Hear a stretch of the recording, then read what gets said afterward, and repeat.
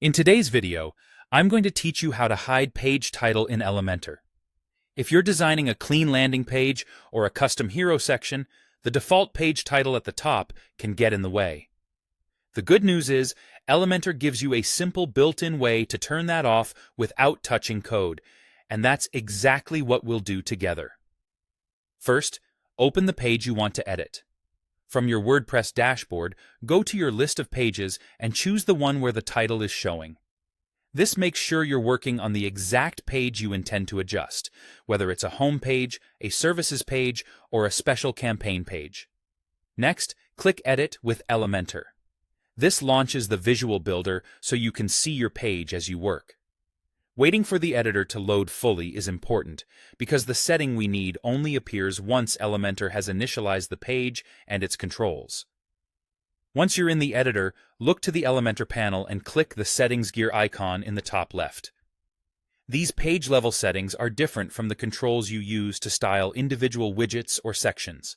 They let you adjust how the page behaves overall, and that's where the title toggle lives. Now turn on Hide Title.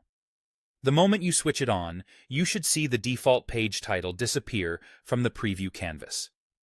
This doesn't delete your page's name in WordPress, and it doesn't change your SEO title. It simply removes the visual title block that the theme would normally render at the top. If you rely on a custom heading in your layout, this keeps everything tidy and prevents duplicate titles on the page. Finally, click Update or Publish. If the page already exists, Update will save your changes. If it's a new page, Publish will push it live.